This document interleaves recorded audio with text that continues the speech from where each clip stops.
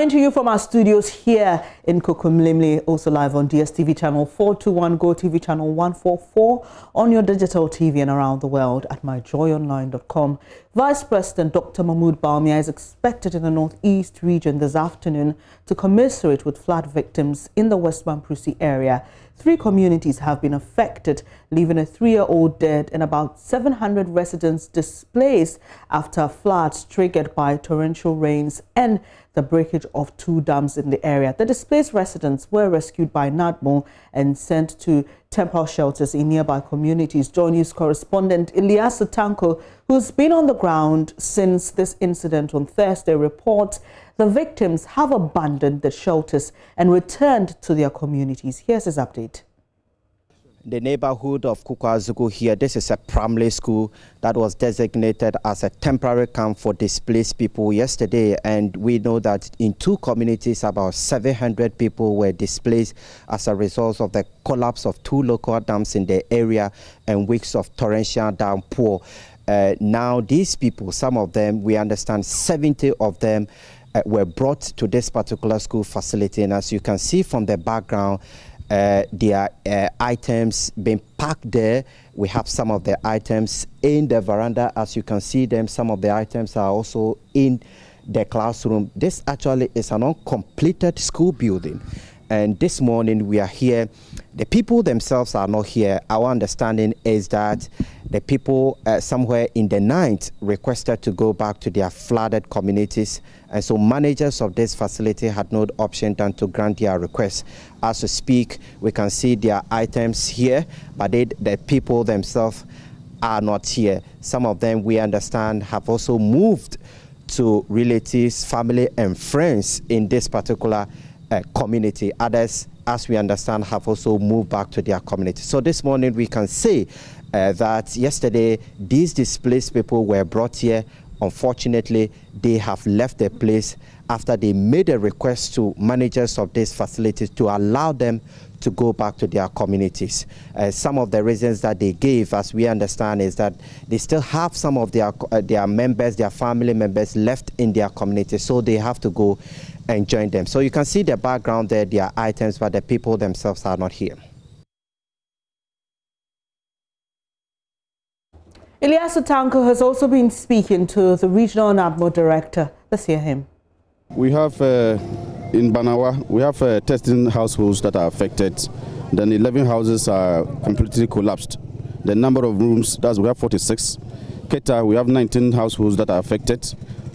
Total number of persons affected, 215.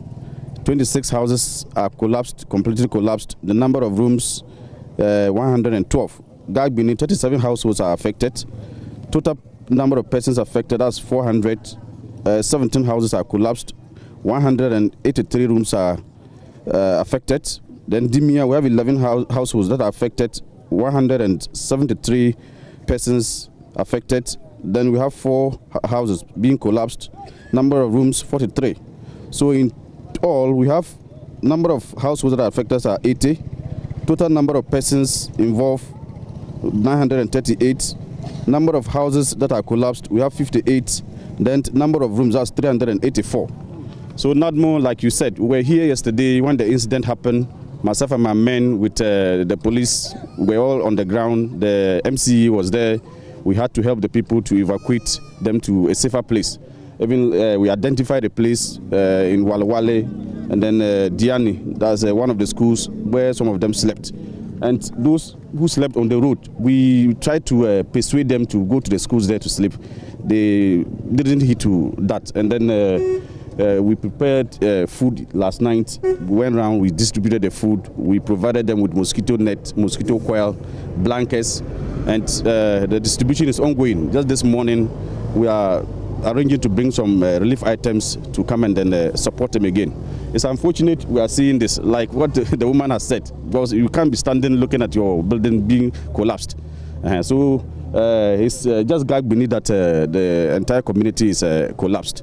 And we've also advised them that, you know, the rooms are mud, they're mud buildings. So we advise them that because the ground is saturated, they should stay away from the houses for now. So we are trying to do our best to see how we can support the affected victims. We've done everything possible to make life comfortable for them. Yesterday, myself and the MCE and my men, together with the police, we're just pleading with them because it's a natural disaster. Nobody has control over it.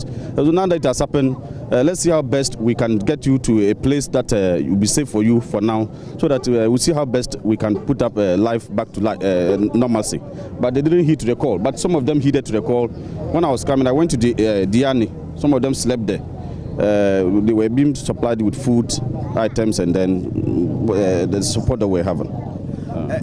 Where the dam best, we understand a community called Guabulaga, and as we speak, I understand the road is not accessible. Has not more been able to get to that community and find out what is happening to the residents there? We try to go there, but accessibility for now is compromised. Even this morning, we are told Wakudu and then Muamasa area, the water is now heading towards that area.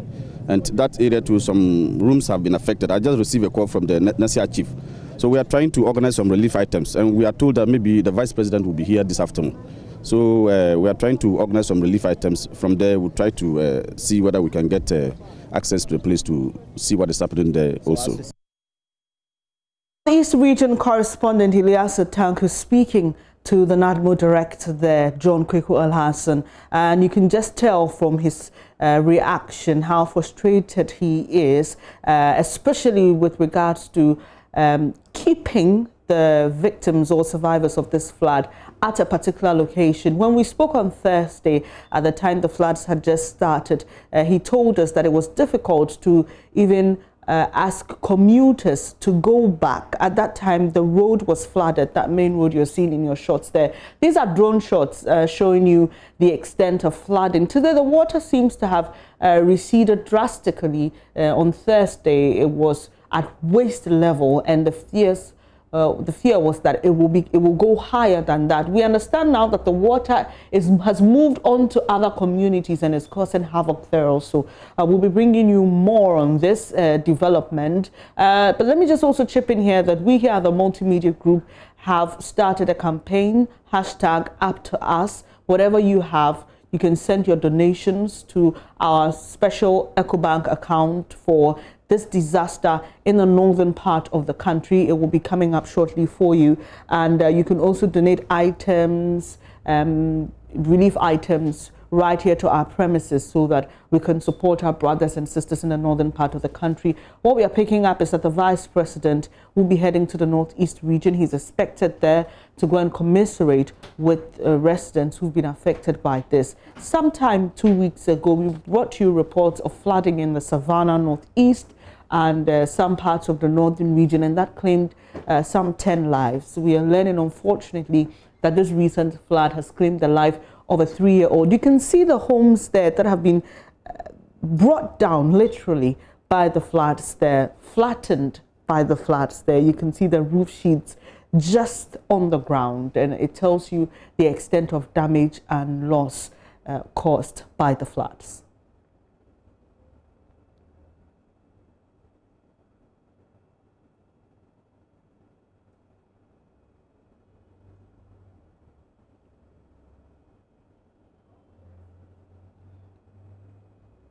I'll come back shortly to tell you how you can support us in our Up to Us campaign. But let's now hear from the affected residents. So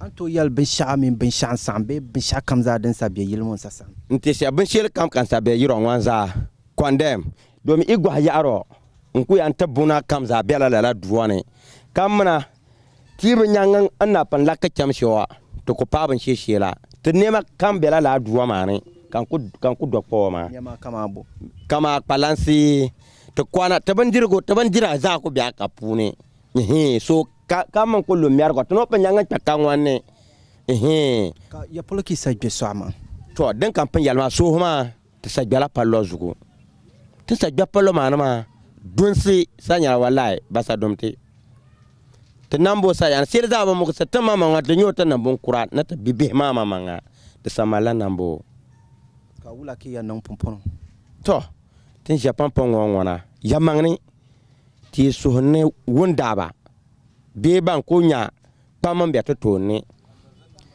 asanzar de ma ben ton yina on fatan bahe waban fat be kun ton yina fatan ba semza ban sungan te katala banya doajin de katana jizunot na kadwajia so ama nsanye ka MC sazan lorina nabata vanya nchan wale nabasa male dashi tinya ni dwane wala so ki sabachan to yamangne kuma wasa ketna sema katja halano yungma domi basa hal basa bo mana kan yamang te buna pam same pam nitna chan tanga punun doni nya biola no wula nla labna domi ya to jitin changwa kare ka sa hadan na to jitin labna du zugo ta pan kalatin ya besela du zugo tanga punu ma ta kayire tin ya besela du zugo ta don parlement ma de sa tasan la so pumpono bomimbo ki kwa ko bor pa sonia sonya bomimbo ki yibora to yamangne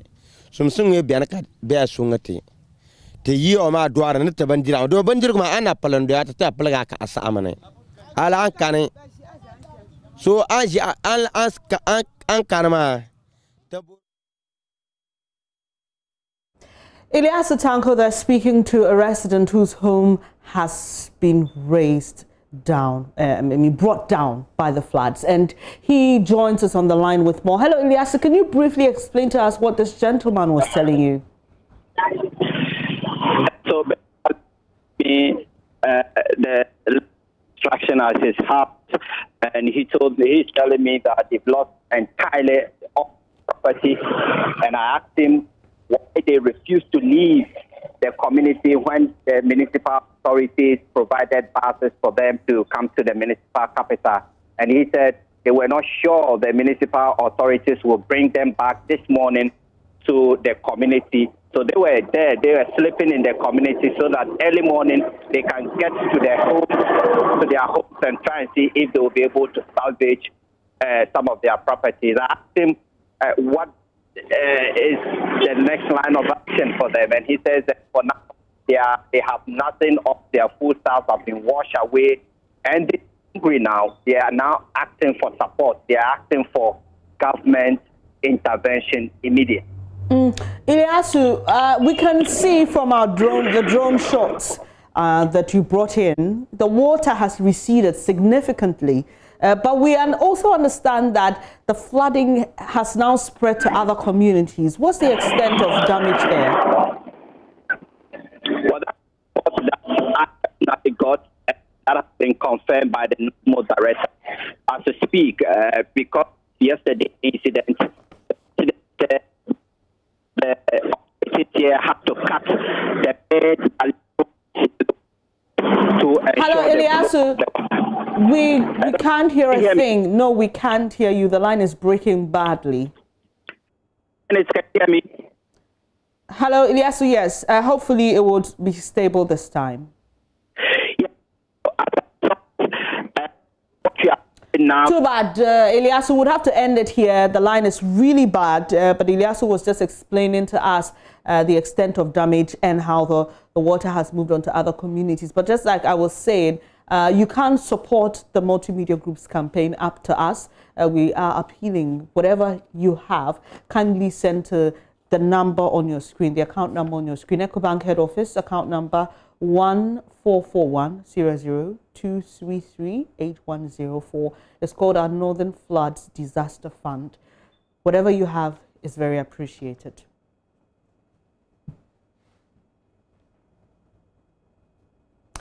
Away from the floods, the Vodome, Bledi and Wuli traditional authorities in the Hohoi municipality have distanced themselves from activities of secessionists seeking independence of the Volta region from Ghana. The authorities labeled the act as treason and a dent on the image of the Volta region, which is known for peace and coherence. They communicated their readiness to cooperate with government and security agencies to deal with individuals perpetuating the secession agenda. Their comments follow the attacks on Aveime and Bato police stations and the blocking of major routes to the Volta region on Friday. And these secessionists also burnt a bus belonging to the State Transport Company terminal in Ho Tuesday. Omankrado of Fudome Agbesia Togbe Digrigi I addressed the media on behalf of the Fudome Paramount Chief, Togbe Gang Bedegbeleme Akpacha II. I wish to reassure the President of the Republic of Ghana, His Excellency Nana Addo Dankwa Akufo-Addo, and the entire Ghanaian citizenry that no portion of Fudome traditional area will be allowed to be used for any subversive activities against the state. The people of Fudome traditional area and I will cooperate fully with the government and its security agencies in arresting such defiant for the peace and sanity to prevail in the Volta region, but in particular in Ghana at large. The Paramount Chief of Bledi, Togbegan Homatekpo V, assured of his area's commitment to supporting the government to combat the secessionists. Hearing the unfortunate incidents for the first time in the early hours of Friday 25th of September and the subsequent and most recent event of arson at the SCC bus terminal in Ho made us feel very uncomfortable and unsafe in the hands of a rebelled and terrorist group despite the distance from which they operated. Bledi, as a traditional area in the Kokwe municipality of the Volta region, would like to reaffirm our call of being part and will forever remain part of the sovereign state of Ghana. We further solemnly pledge our commitment and loyalty to the government of Ghana, our preparedness to combat the illogical and absurd attacks of the so-called secessionist group. The warlord of the village traditional area, Togbe Sonyi III, urged the government to swiftly deal with the secessionists. It is our hope that the authorities will take the appropriate step to deal with those involved in this criminal act in order to safeguard the peace and unity of our beloved country, Ghana. The Vili traditional area wishes to reaffirm its support for the unity and sanctity of the sovereign state of Ghana. Accordingly, Vili, as a traditional area, wishes to send a strong word of caution to elements of this group that their activities will not be tolerated anywhere in the Vili traditional area. Fred Kwame Asari, JoyNews.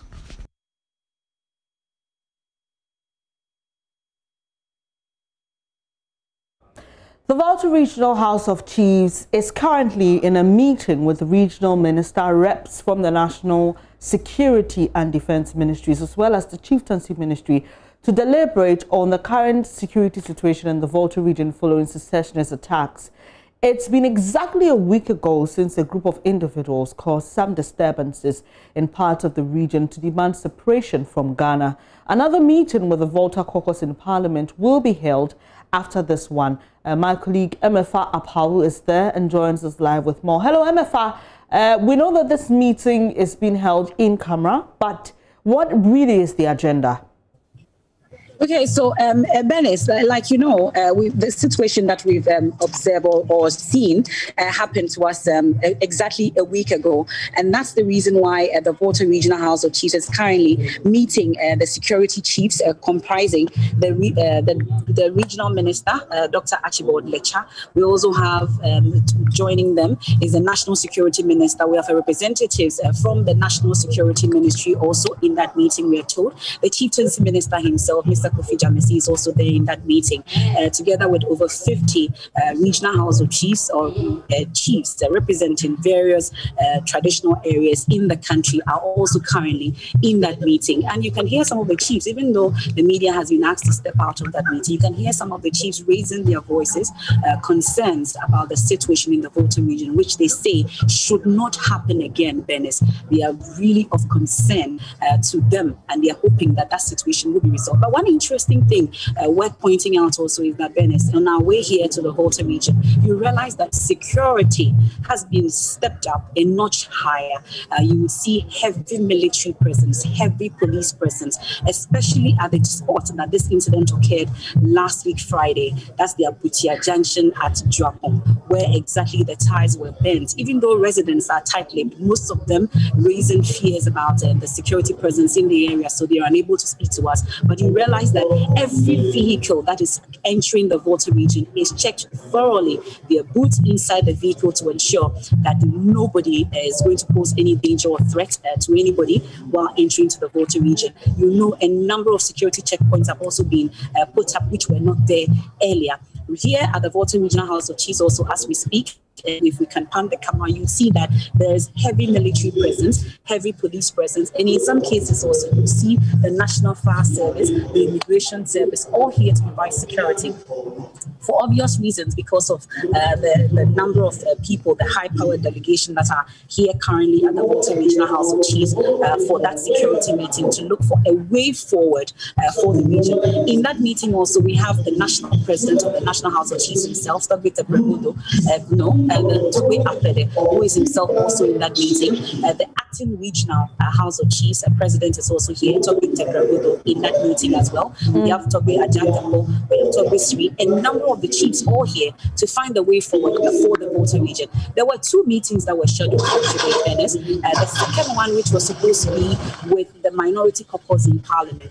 At the last minute, we're told by their spokesperson that they've had to withdraw from that meeting because this issue has taken a national dimension. Because even though the government is saying that they have the situation under control and that it was not an intelligence failure, they insist that it was, because if they had picked up that information earlier, we wouldn't be in the situation that we are in, because we saw what happened on Monday. So that's where we are. They say that instead they want a national task force that is put together by their party, comprising the national chairman, himself, the now former National Security Coordinator, Bebrolati, amongst others, to rather be in that meeting with the Regional House of Chiefs and then the National Security Ministers. So that's where we are. But Samuel Okujeto Ablakwa, in an earlier interaction with us, tells us that the Regional Minister, Archibald Lecha, has agreed to that arrangement, and that they are hoping to hear from them on when next that meeting can happen, this time with their National Security Task Force.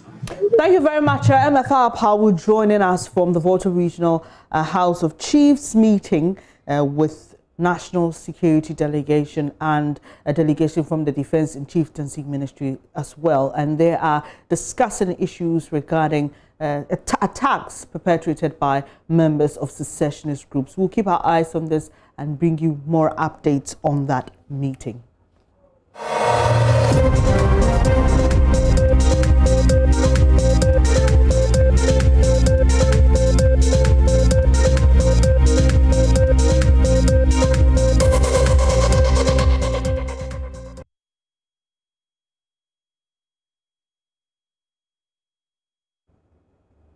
66 days to the elections. This is your election headquarters. Now, there was heavy security presence at the Cape Coast Metro office of the Electoral Commission. This follows a second challenge against the NDC parliamentary candidate for Cape Coast North constituency. His card has been withheld and he's had to appear before the District Registration Review Committee to decide his fate. Richard Kojo-Nyakun was there when the Electoral Commission reopened the register to register persons who could not participate in the first main exercise. Here's his report. This was the scene at the Cape Coast Metro office of the Electoral Commission Thursday morning. Chaotic, chide, and tense. It took the intervention of the police to restore order. The NDC parliamentary candidate for the Cape Coast North constituency, Dr. Kwamina Mintanyakun, has been challenged for the second time in this year's registration exercise. Dr. Kwamina Mintanyakun was challenged on two grounds.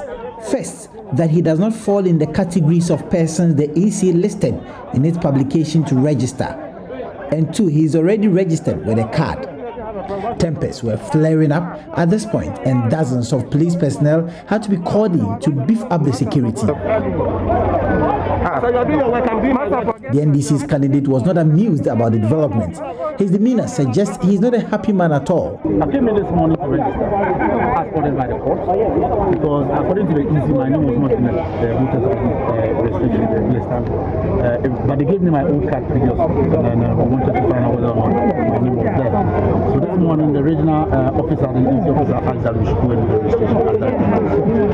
So I came to the district office to come and register. Once I started with the process, someone came to challenge, and the person is the MPC organizer. So the person came in to challenge, and then they asked that I've been challenged, but for that matter, they will not give me the card. So I needed to know the reasons for the challenge. So for an hour, they were not giving me the reasons for the challenge. So we also decided to create a bit of chaos around it. Then they called me in some few seconds, and then the person challenging says that I don't live at the address I gave, and because the previous review officer had disqualified my card, I didn't have the right to register.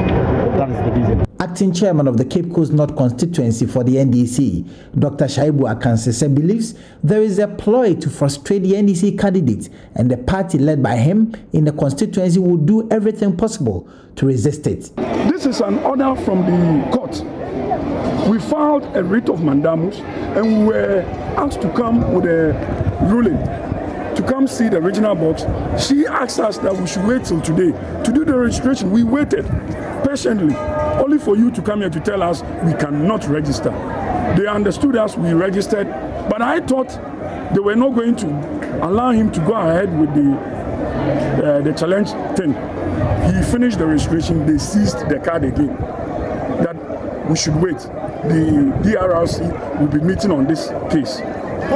Why should we be doing this to ourselves? And I think it is clear they just want to frustrate us, because we've heard from grapevine all that they are trying to do is to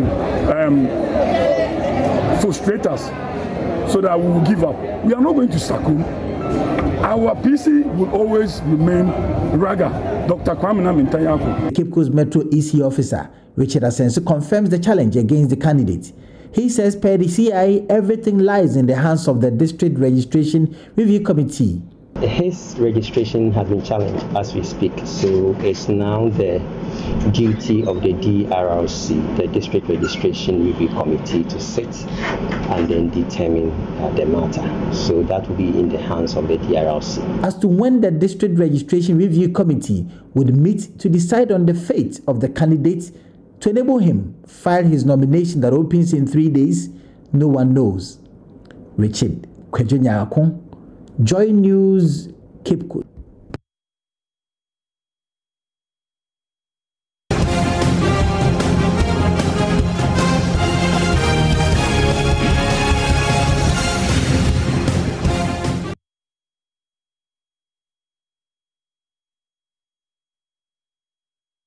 Away from election-related matters, the Criminal Investigations Department of the Ghana Police Service says the prime suspect charged with the murder of Professor Yaw Bene has changed aspects of his confession.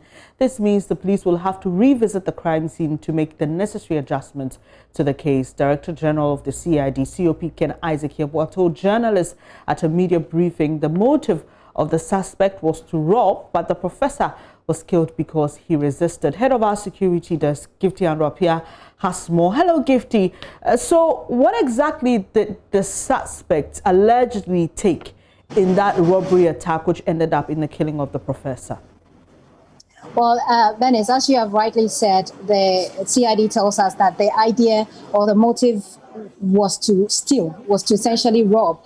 What they're telling us was taken away were 2 mobile phones owned by Professor Bene and a CPU. That's all they're telling us was taken at the crime scene. And then a wallet that contains 450 cedis owned by Professor Bene. So these are some of the things that were taken. But the question we put to the police was, who steals a CPU without the full complement of the computer, which is the monitor?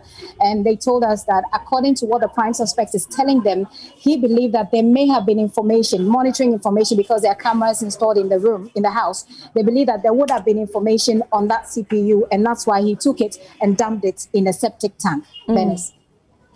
So what else will the police be doing at the crime scene, Gifty? Well, what they're going to do is to go back and try and see if they'll find that CPU, which the prime suspect said he dumped in the septic tank. And also, according to the police, he has confessed that they used an iron rod to hit Professor Bennett on his head, leading to his death. And so he threw that iron rod away. The police says they're going to try and find that iron rod, which is the murder weapon, the alleged murder weapon, as well as find that CPU. But he has also mentioned another name, according to the Director General of the CID. They're looking to track down this person as well. Dennis. Gifty, just to clarify, this prime suspect we are talking about is the one who worked as a cleaner in Professor Bennett's house. Yes. Okay. Away from the Professor Bennett case, did the CID provide any information on the Western Togoland secessionist case? It was one of the key things on the minds of journalists who attended this press conference today, because that is, the running story at the moment and the big national threat. And I did ask a question about it, but the Director General indicated that was not a matter they are able to speak to at the moment. But as and when they have information on that, they will tell us. Dennis, I need to add this quickly. I did ask the Director General information that JoyNews is picking up, which indicates that Professor Bennett was apparently writing a book and had apparently received some threats. So I asked the Director General if they at least points them to this direction. He said they know about the book. They know Professor Bennett was writing a book. He says they have a copy of the book. As to whether or not the book and any threat existed and has anything at all to do with the death of Professor Bennett, they have yet to establish those fine details. Thank you very much, Gifty Ando-Apia, with those fine details of the press conference organized by the CID on the killing of law lecturer Professor Yaw Bennett. You're watching JoyNews today with me, Benes Abubedulansa. We will bring you the NSMQ update later, and just a few minutes ago, Opokuwari Senior High School beat Wesley Girls and Holy Child to proceed to the next stage of the competition. But shortly, though, we'll bring you business news and that later.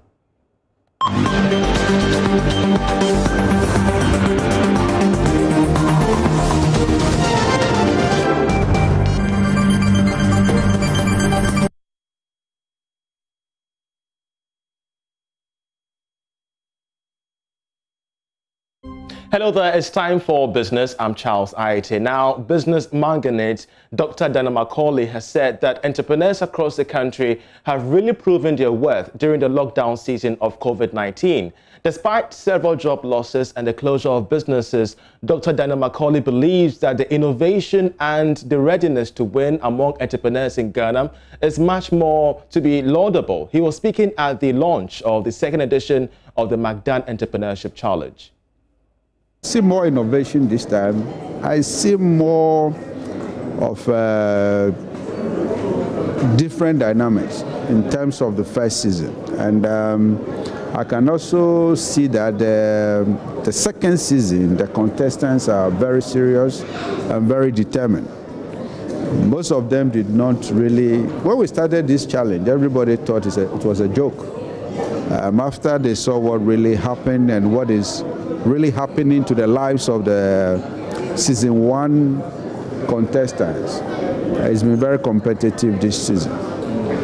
In your submission, you made a very key statement that COVID-19 has brought the best out of entrepreneurs. How much so?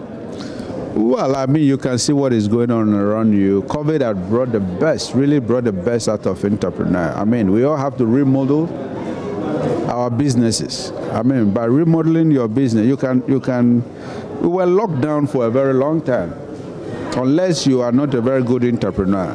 Imagine you are an entrepreneur, you've been locked down. No revenue coming in, no movement, nothing.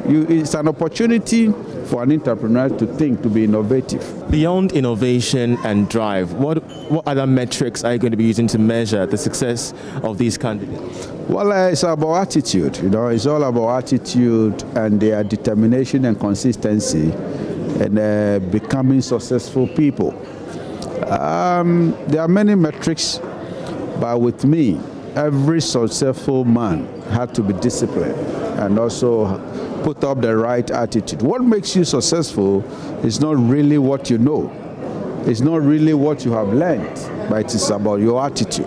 how do you measure government input in ensuring that entrepreneurs reach the global stage? We've seen with the MBSSI, we've seen with the National Entrepreneurship Innovation Plan, but how do you rate their interventions so far? Well, government is doing very well, if you ask me. I mean, for what I'm seeing out there, government have outlined many programs to help the to help the youth. Unemployment will never go away without the input of the private sector.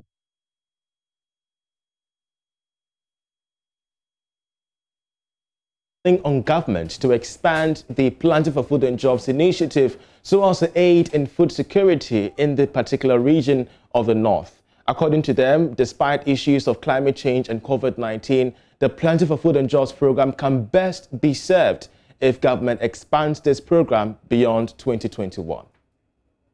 Upper East Civil Society Organizations in Agriculture Platform is an umbrella of CSOs and private sector actors in the agriculture sector. It was established in April 2017 with the objective of contributing to the growth of agriculture in the Upper East region and the country at large. As part of that objective, the Upper East Civil Society Organizations in Agriculture Platform recently organized a stakeholders forum in Bolgatanga to deliberate on the role of agro-input dealers in the delivery of government's Planting for Food and Jobs program in the Upper East region. Participating in the forum were traditional authorities, agro-input dealers, the Women in Agriculture Platform, and the media. Some of the input dealers have raised concerns like fertilizers being smuggled out. They've also raised concerns like political interference in some of the areas with regards to fertilizer allocation. They've also mentioned issues like fertilizer storage challenges. Personally, I appreciate the government's idea of planting for food and jobs.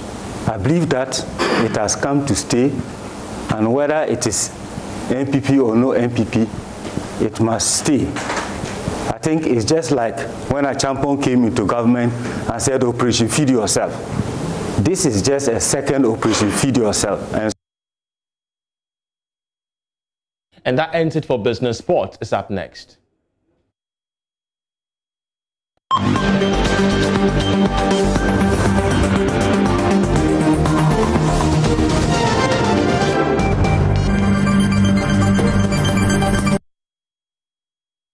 Hello, good afternoon and welcome to the sports segment with me, Oreko Ampofo. We start from the local scene where the biggest story coming in is that President Akufo-Addo-led government will honor 8 of the juvenile footballers who died in the offensive accident with an ultra-modern sports stadium in the town. This was revealed by the Minister of Youth and Sports, Isaac Isiama, at the funeral of the 4 boys that happened yesterday. Here's a report by Love FM's Kwesi Deborah. Mr. Siama in his address sympathized with the victims and assured them of government's continuous support. Government bore the cost of the funeral. Sports stadium.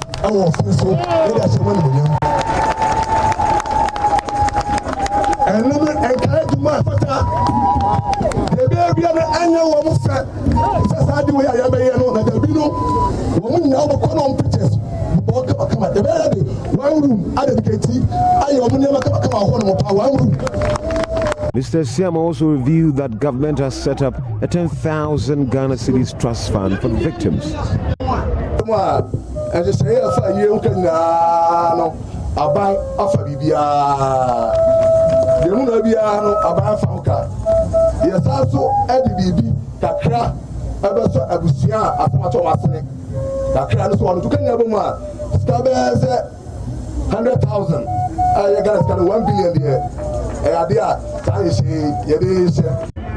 The 8 footballers died on Saturday, September 19, 2020, after their team, African Vision Academy, was involved in a road accident. The bus carrying the players and officials of the Coast Club landed in a river while they were traveling back to Offenso after a registration exercise at Afrancho in Kumasi.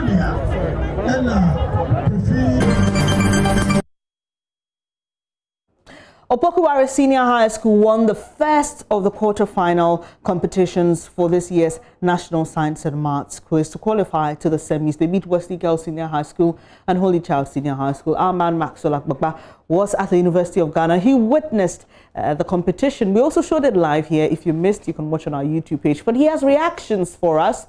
Hello, Maxwell Agbagba. Quite disappointing for the all-girls schools who came from the central region.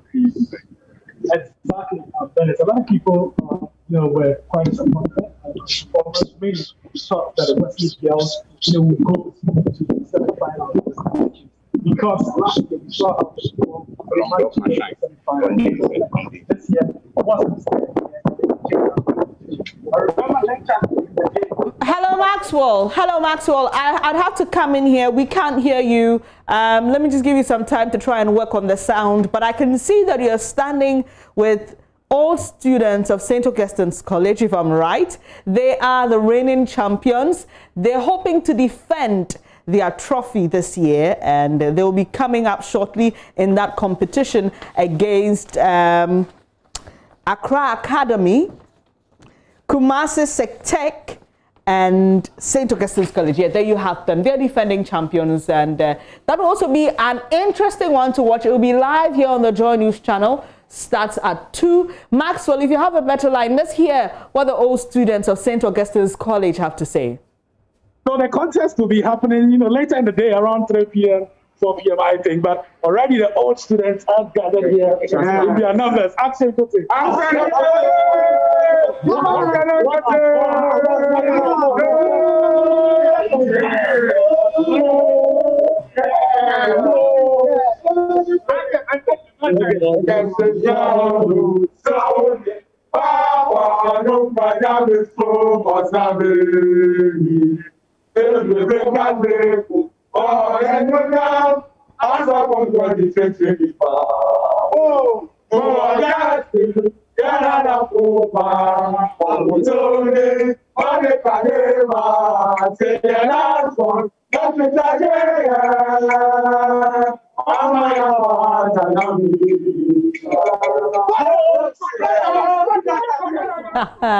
Interesting. A lot of excitement at the University of Ghana. That competition between Accra Academy, Kumasi Sectech, and St. Augustine's College is one not to miss. Live right here on this channel at 2 p.m. later this afternoon. Do make a date with us. If you're not able to tune into your television set, you can watch us live on Facebook, JoyNews on TV.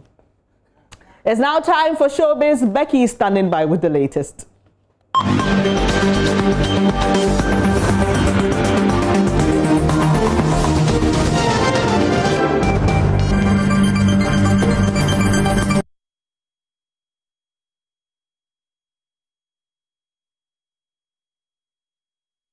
Now, popular veteran dancer J.T. Soa says he regrets not taking his education serious in his teen days. I skipped school a lot. I regret, because I didn't take my education that serious. But then, But because of the dance, I was like, okay, look, I was making money because from 84, I started making more money out of dance. So I'm like, come on, in future, it's all about money. So if I'm making money now, why school? But you forgot about school.